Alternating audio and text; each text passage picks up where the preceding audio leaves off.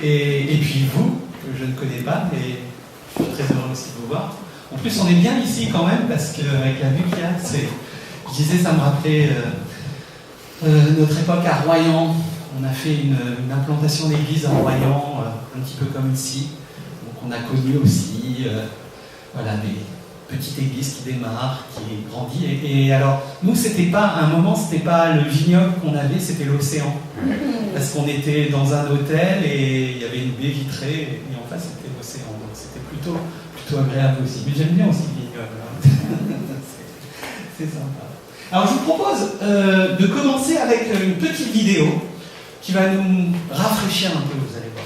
Voilà, je vous en dis pas plus.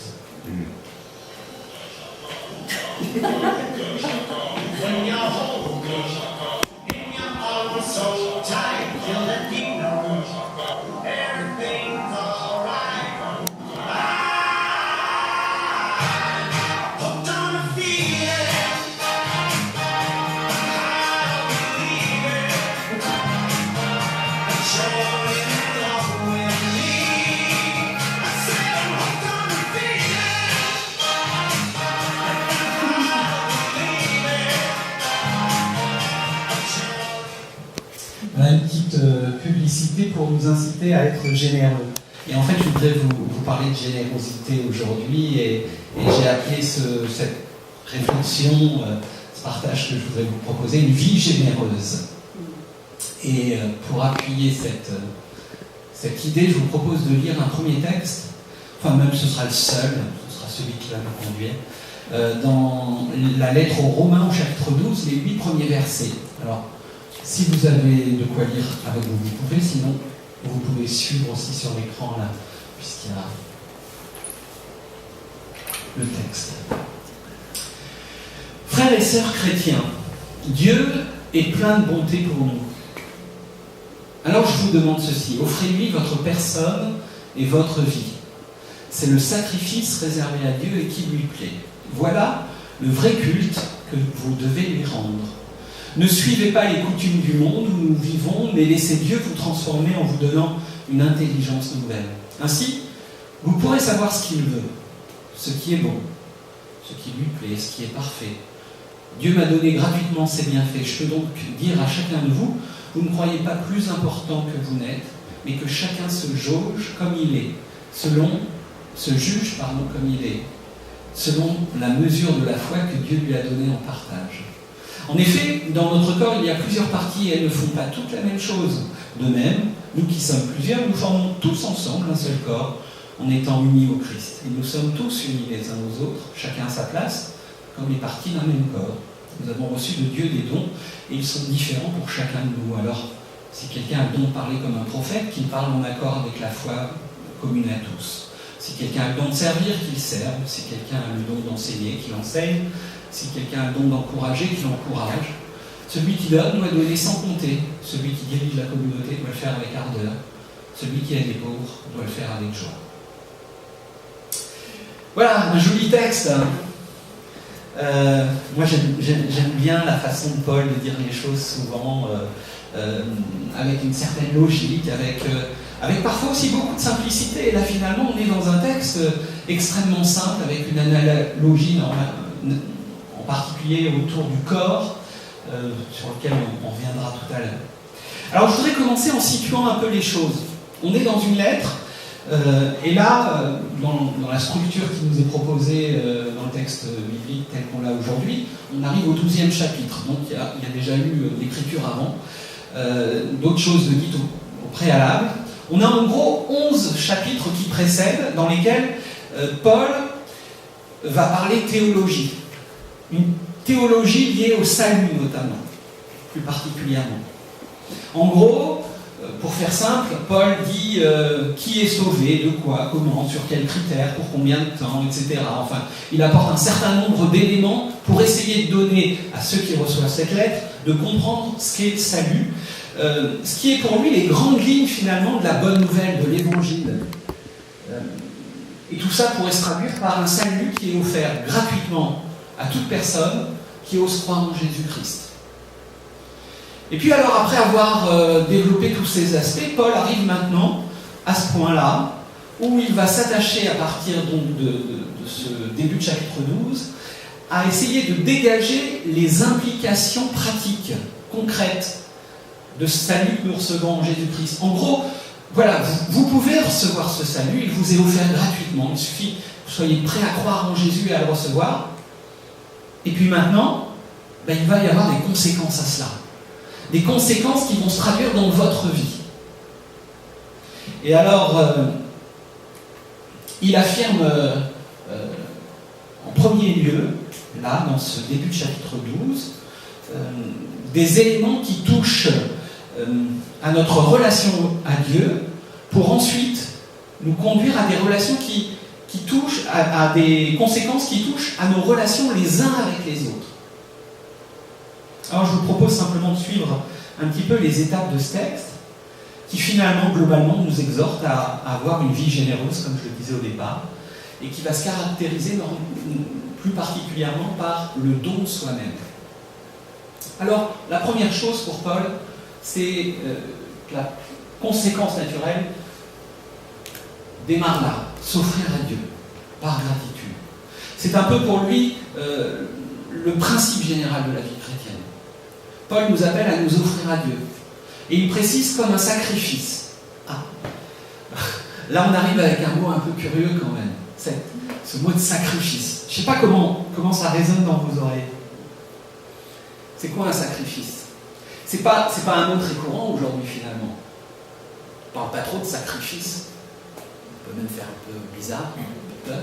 Ou alors quand on l'utilise, finalement, je trouve qu'il y a un côté un peu négatif quand on dit je vais me sacrifier pour toi ou pour telle chose. En gros, je vais le faire parce que je t'aime bien, mais franchement, ça me coûte et ça me fait pas envie du tout, ça me plaît pas.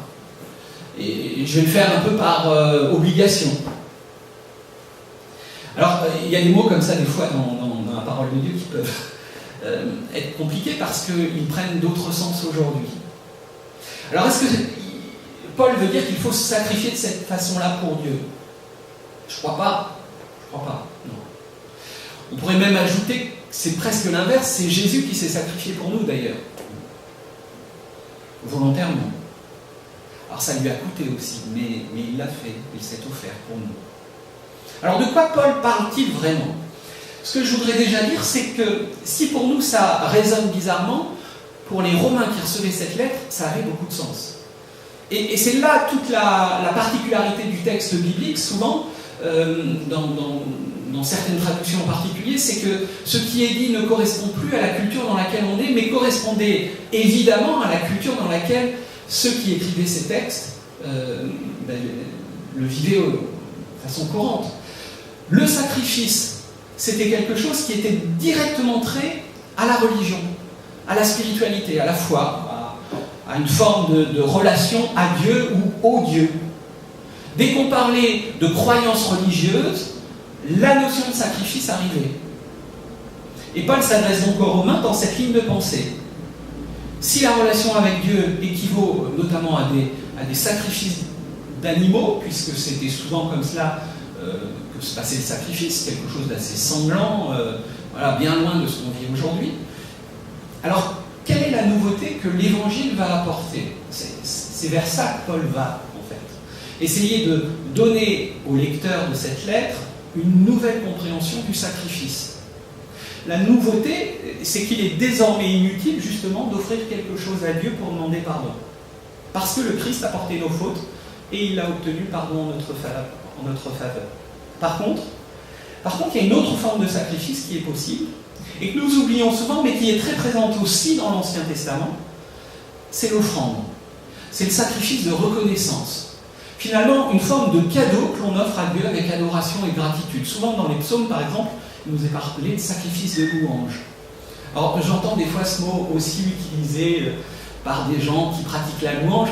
Ça me fait sourire un petit peu parce que justement encore, on a parfois du mal à comprendre ce que ça veut dire, le sacrifice de louange. En fait, il faut revenir à des choses qui me semblent beaucoup plus simples.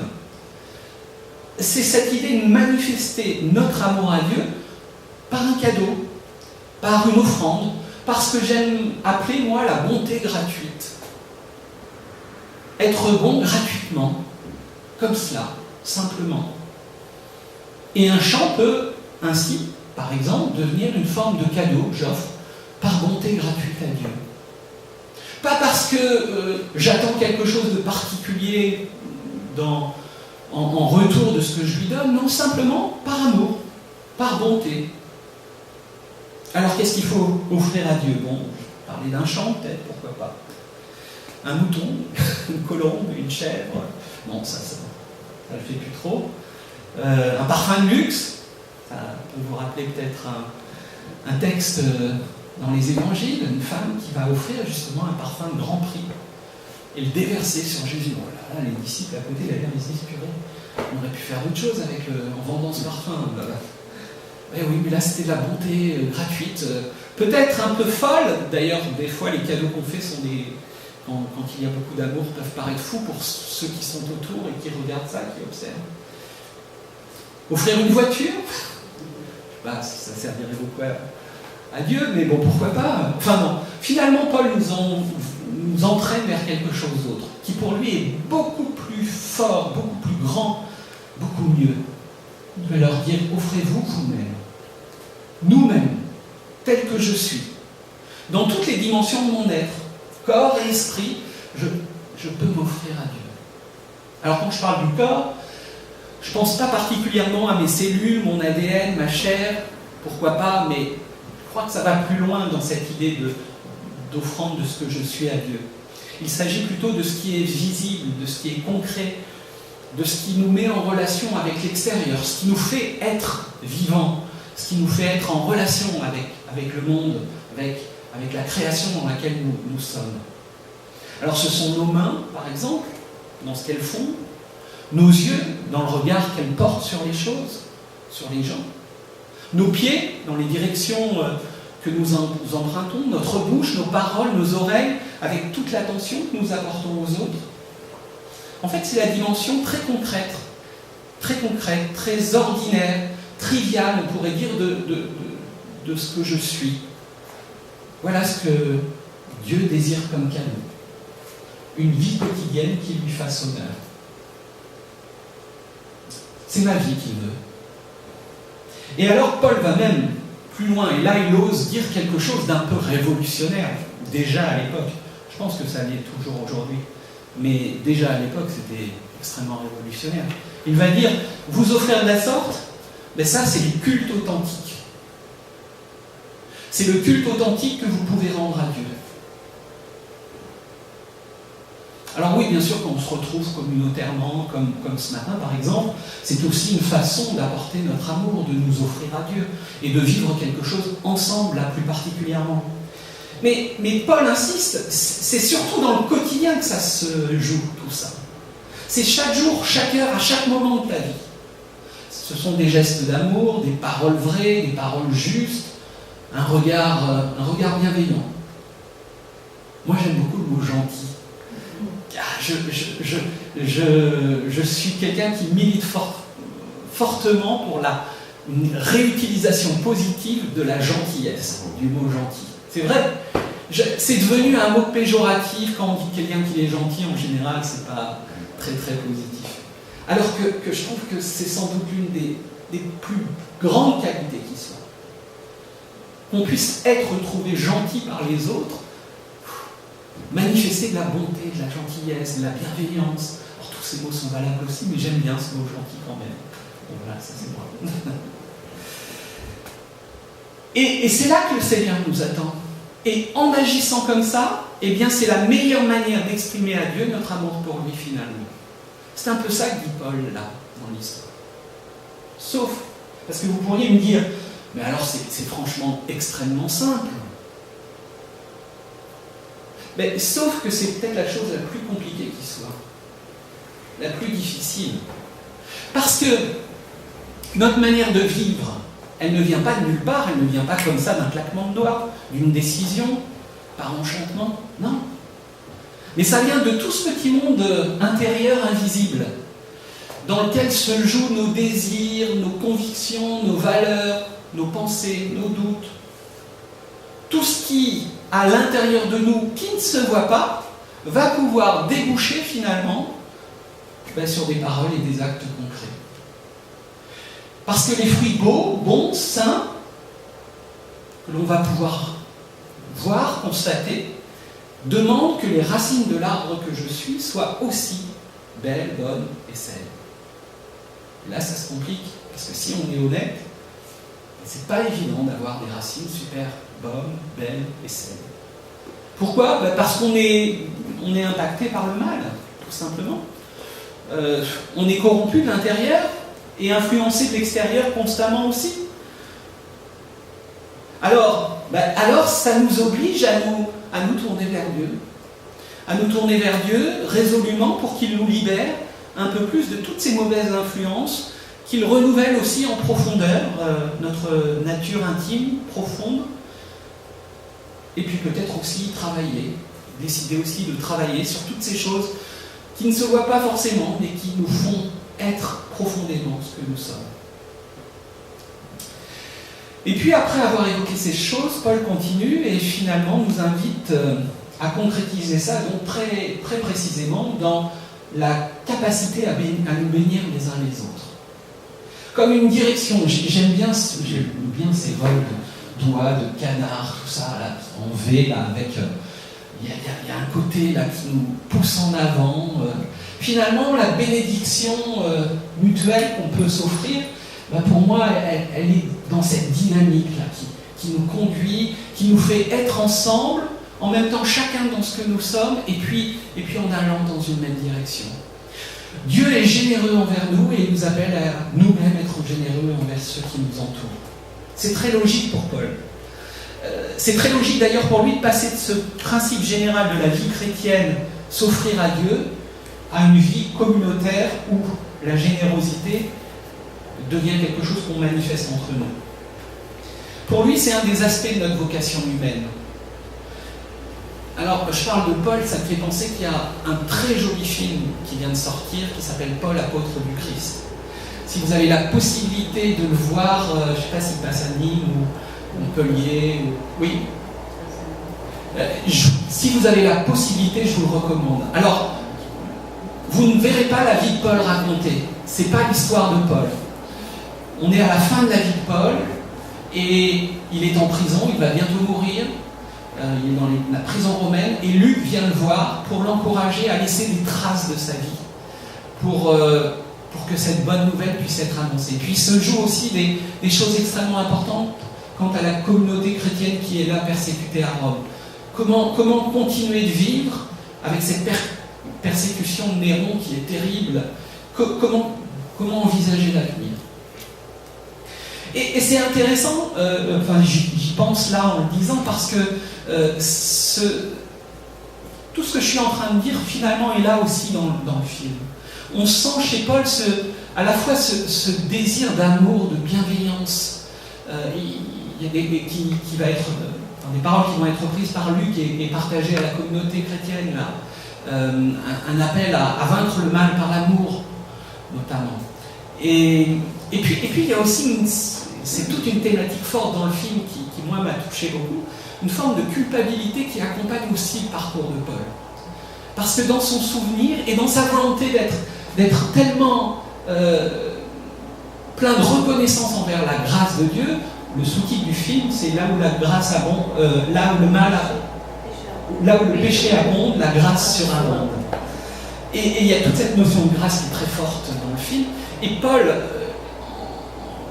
le porte en lui, lui qui a été le persécuteur d'Église et qui devient l'évangélisateur le plus grand qui soit dans l'histoire du monde.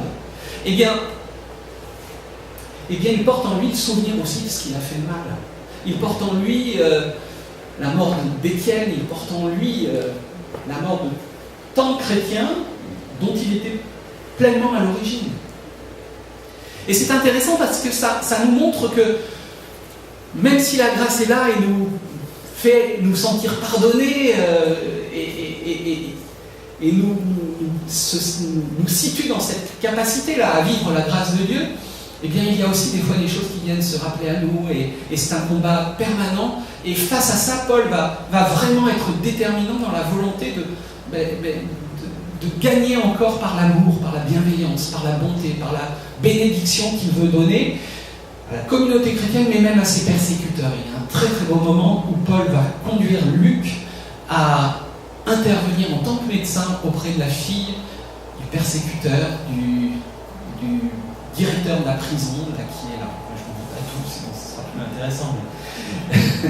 Mais voilà, et on touche vraiment à ça. Et cette générosité, Paul a envie qu'elle se vive, pas simplement intellectuellement dans une compréhension de la grâce, mais dans le vécu après, dans l'application concrète, et notamment au sein de la communauté chrétienne, mais aussi avec ceux qui sont autour.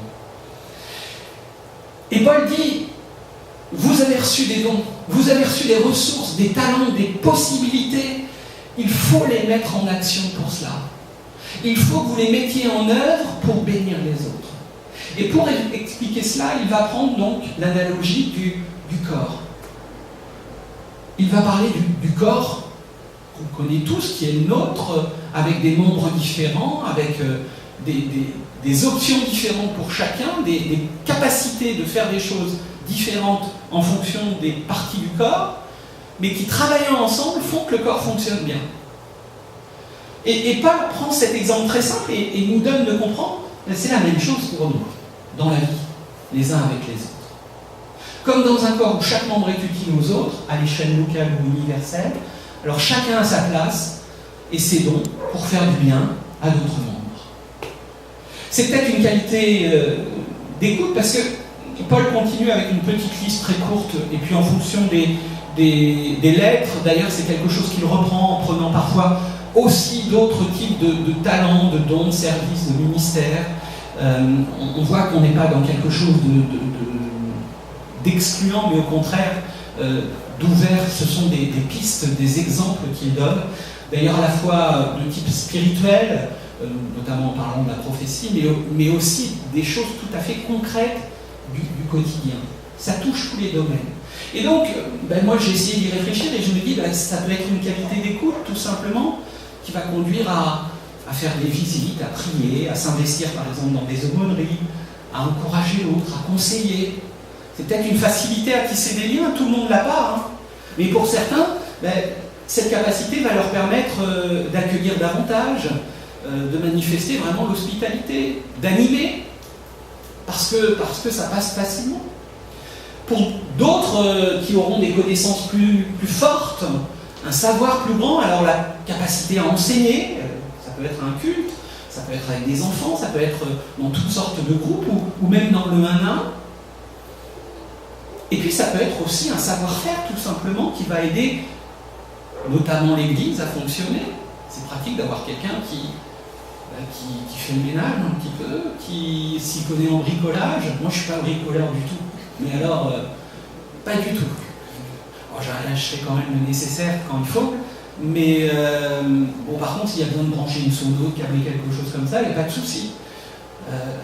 Alors c'est pratique quand il y a besoin de ça, mais par contre quand il y a besoin de faire des travaux à la maison, c'est pratique d'avoir un ami qui est un bon bricoleur et à qui vous pouvez soit lui demander de vous expliquer comment faire, soit même qu'il vienne des fois vous le faire. Ça peut être aussi une disponibilité, simplement, et donc une capacité à répondre à un besoin, une attention envers les autres, un sourire, un petit geste, un petit service rendu. Vous savez, ces petits services qui changent la vie. Et vous savez que la qualité d'une communauté se joue souvent dans tous ces petits détails, quand on est capable de vivre ça. Alors des fois aussi, parfois on cumule des dons, ça c'est super. Parfois aussi on en change, parce qu'on n'est pas figé dans ce qu'on est. Ce qu'on était capable de faire à une époque, on ne l'est plus parfois après, et puis on peut le redevenir, ou passer à autre chose. Tout n'est pas figé. Puis avec le temps, l'expérience, l'évolution de ma personnalité, nos ressources, les choses changent et nous pouvons servir les autres de manière différente. Alors, j'arrive à la fin, et se pose peut-être cette question. Comment considérer ces dons, ces services, ces rôles? Et Paul donne là une recommandation qui peut surprendre. Sa recommandation, c'est de dire « ne soyez pas prétentieux ». On parle de talent, Et justement, à l'inverse, quelque part, Paul rajoute, ne soyez pas prétentieux, mais tendez plutôt à une sage appréciation de vous-même. Dans le texte, c'était savoir vous juger vous-même. J'ai dit jauger d'ailleurs. Ce qui est intéressant d'ailleurs, parce que c'est peut-être même à la limite mieux que juger. Savoir s'estimer soi-même, de quoi je suis capable, et comment je peux le faire, jusqu'à où, de quelle façon. Et le faire avec la mesure de la foi en plus. Parce que vient s'ajouter quelque chose dans cette capable à se jauger soi-même, c'est que on est tous bénéficiaires de la même grâce de Dieu. Et là, c'est un truc, je voudrais vraiment attirer votre attention, hyper important. On est tous bénéficiaires de cette même grâce. Et du coup, ça n'est pas nos dons qui jouent sur notre valeur. Comme si on pouvait avoir une échelle des dons avec des dons de classe 1 et puis des dons de classe 2, classe 3 et puis les dons tout en bas. Non, finalement, avec Dieu, c'est très différent. Nous sommes tous bénéficiaires de la même grâce qui va s'exprimer et se manifester de façon différente. Il n'y en a pas un qui est mieux que l'autre. On est tous au même niveau parce que c'est la même source, c'est la même grâce. C'est celle de Dieu. Et elle est offerte à tous. Alors, on n'est plus dans une concurrence de dons, mais on est dans une envie de les mettre en place, en pratique, pour se bénir mutuellement. On a, dans l'église, on est impliqué cette année dans l'église libre à Poitiers, une sœur qui était cuisinière, c'est une italienne, qui s'appelle Carmela. Et elle était restauratrice. Et elle fait super bien à manger. Alors, c'est pas le cas dans toutes les églises, mais dans cette petite église, c'est une petite communauté assez récente, ben, il y a souvent des repas. Et beaucoup de choses se jouent autour des repas. Alors, parce qu'on en profite et que c'est bon, mais aussi parce que c'est la plus grande joie de Carmela de faire des repas. Et dès qu'il n'y en a plus, il lui manque un truc. Ben, le don de Carmela, je vous assure, il a la même valeur que le don du pasteur qui enseigne. C'est de même niveau. Et ça a au moins autant d'effets, parfois même plus. Parce que chez les Français, pas quand même, c'est important, même si c'est de la cuisine italienne. Voilà, tout ça pour dire que notre besoin n'est pas de se battre avec nos dons en se disant « Ah, j'aurais tellement aimé avoir celui-là, et puis, etc. » Mais c'est de savoir les reconnaître, les jauger à la mesure de cette foi pour pouvoir le mettre en pratique, avec simplicité et humilité. En conclusion, donc, l'Évangile nous proclame... L'Évangile nous proclame l'amour de Dieu. Et notre réponse, c'est la gratitude, le don de nous-mêmes, tout simplement. Une générosité qui est incontournable dans la vie chrétienne parce que Dieu a été généreux envers nous avant. Sa générosité devient alors notre raison d'être, la source et le modèle d'une vie nouvelle avec lui. Et on est tous concernés par cette générosité, par cet appel. D'abord dans notre attitude d'amour et de patience, de bienveillance, et puis ensuite par nos ressources, l'offrande de nos biens, de nos talents, de notre temps. Parce que, et c'est le dernier mot que je voudrais laisser, le truc génial dans tout ça finalement, c'est que Dieu nous rend, et c'est le plus bel honneur qu'il peut nous faire, tous partenaires de son œuvre de bénédiction. Il nous fait en fait partenaires de ce qu'on a chanté depuis le début de ce culte, partenaires de sa grâce. C'est-à-dire qu'il n'est pas simplement celui qui distribue sa grâce comme un Dieu qui serait au-dessus de tout, là, qui donnerait sa grâce, et puis je sais pas quoi, mais en tout cas, voilà. Non, il est celui qui donne sa grâce en nous disant « participe au travers d'elle, en la distribuant aussi à ton tour. Parce que tu es partenaire de mon amour, tu es partenaire de ce que je veux partager à ce monde, qui en a essentiellement besoin. » Amen.